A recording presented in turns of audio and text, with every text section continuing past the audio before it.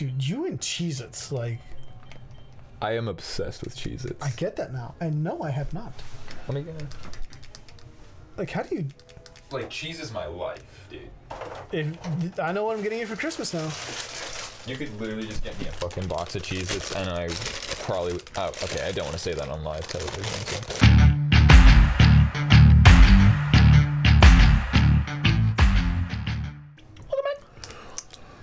I think we're ready. Okay, so I don't know what to talk about, but I'm just spitting words out, so you should really start us off with a conversation. Cheez-Its! How much do you love Cheez-Its? Okay, Cheez-Its are probably the downfall and everything that is my being. How so? Is that worded properly?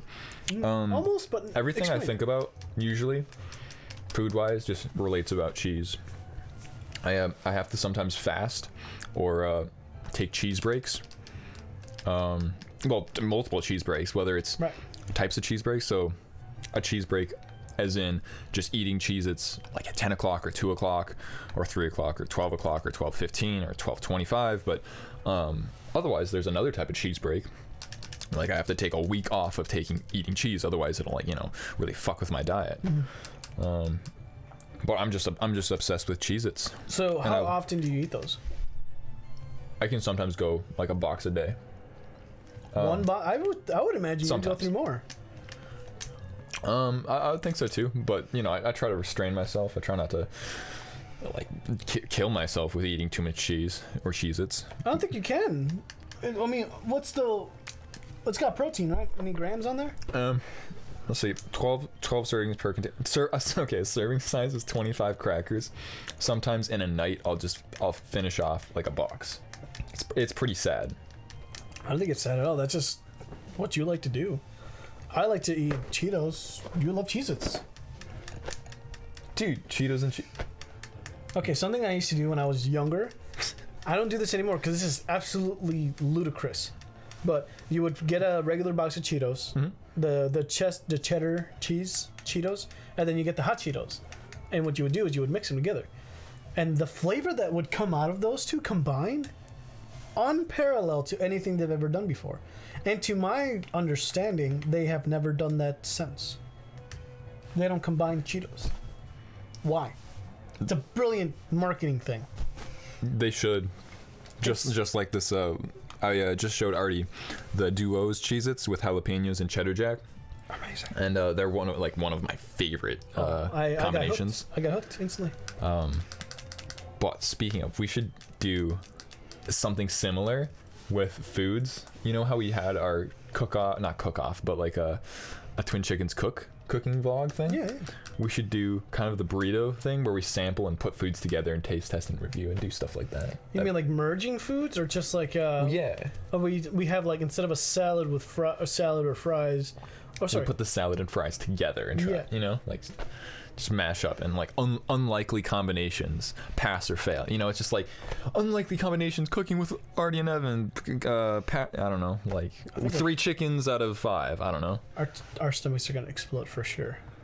Oh, 100%. There's some stuff that we're gonna develop ulcers. Actually, heartburn for sure. Heartburn, that's just guaranteed. I already probably have heartburn. Yeah. I might also have. But yeah, it's gonna be okay because we live one life, and to be honest, that's the life we just gotta live it. Yeah, live it up. It's the life we get. Oh, this is it. Okay, look how you can tell this game is dated because there's a phone on the wall. There's one of those receivers like, hey, who's on the other line? Dude, I love that my parents picked up a like one of the old rotary, not the rotary, but like the wall. Oh, it's the horn. Is it a horn one? Did you see that the wooden box? I think you tried calling someone when I was there with it.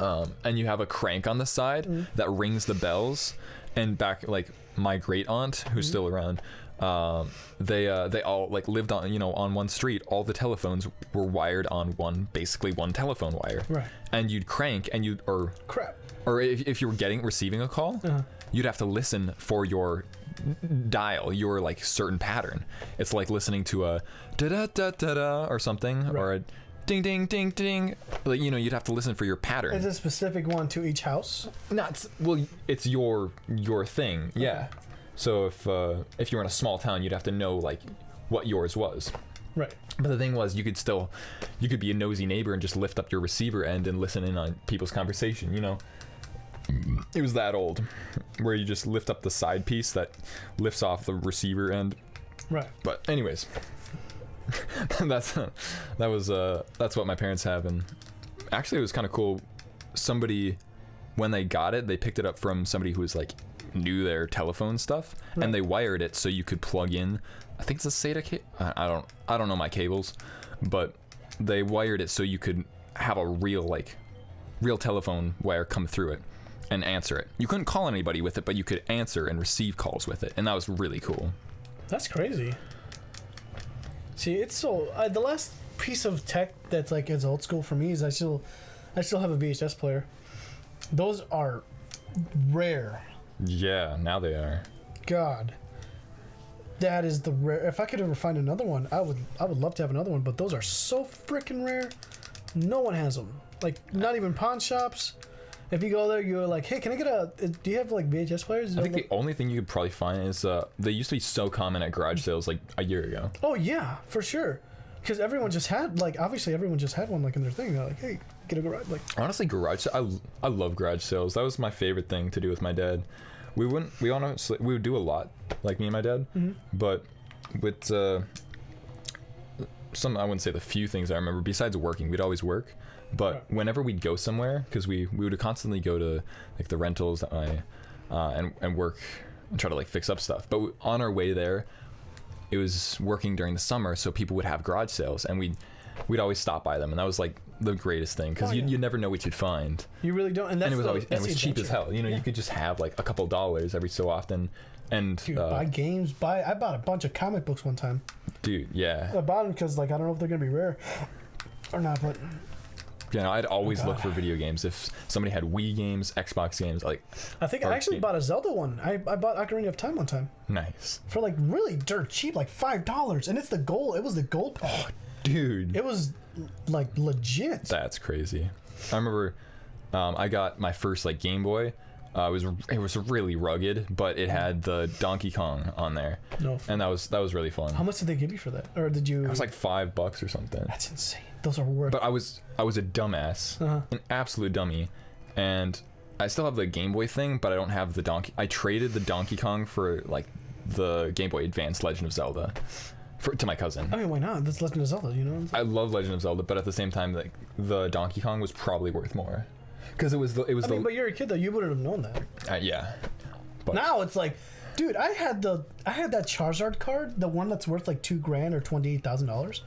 I had that. I use that as a toothpick. Now tell me if that doesn't make you mad. Okay, we probably need to change subject before I start fuming, because that just hurts. Like I know that. You're telling me I was crushed. Dude, That's painful. Yep, that's my life. Damn. I found out way too late. Oof. Yeah. But yeah, change the subject for like the next 2 minutes. I have one idea. Okay, what's a conversation that could last 1 minute and 48 seconds? Oh, easy. Okay, so you go to Detour and this girl is like. Okay, what about this girl though? No, let's move on from that one. All right. Let's do this. Okay, so what was the last song you made? Let's go with that. I think the last song I made was kind of a piano mashup beat. Okay. I dropped it to like 50 or 60 BPM, so it's just a nice like slow steady beat, and just tried to make a jazz progression. Okay.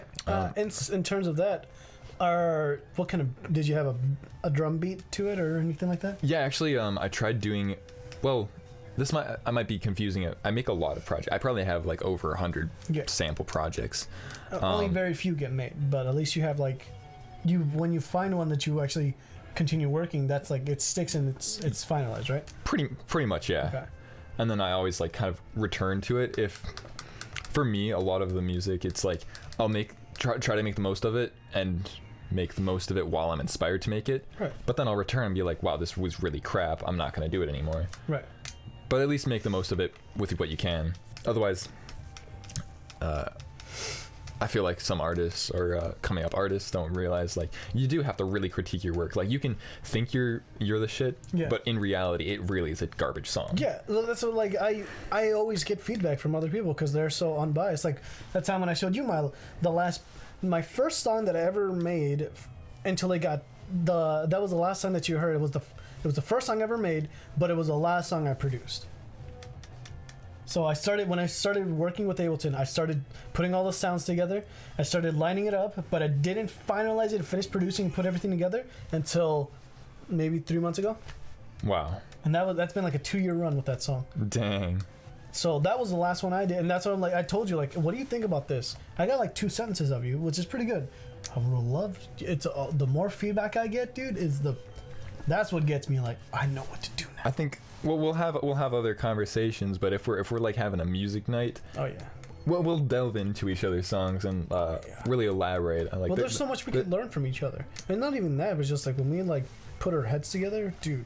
The other side of the brain, the other 2 cells come out, you know? Dude, because like if I'm right hemisphered and you're left hemisphered, what the heck, then you can start using both hands. I think we might have pooped at the same time one time. Like, all right, elaborate. Talking about hemispheres. Is there a set schedule when you take a shit? Or do you just like, I have to poop now? Or do you like, it's 7 o'clock, I have to go? My friend is like that. I'm usually just like whenever I gotta go. I used to be somewhat consistent, but it's just whenever now. I'll put it to you this way. We just had Dairy Queen. Scale of 1 to 10. Is it crowning or is it like, oh yeah? No, I'm probably good till tomorrow. I just thought we just pooped at the same time. You know how girls get their men's strike. Yeah, no, I don't think that works for us right now. But maybe try again tomorrow. You know? I don't know. It doesn't make me sad. I don't care. It's not gonna make me sad. I was just curious. I wasn't sure if you would be offended if. No. All right, I think we need to wrap up this podcast. We're already like a minute over, probably. Yeah, definitely. Thanks for tuning into our poop sessions. Yeah, let's get out of here, man. Yeah, it's been a long day. Stay tuned for more Pokemon. And what are we talking about? I'm getting a testicular checkup tomorrow. Gotta feel for lumps. Do you want more Cheetos? Yeah. Cheezits? Let's end this. All right, see you guys later. Bye.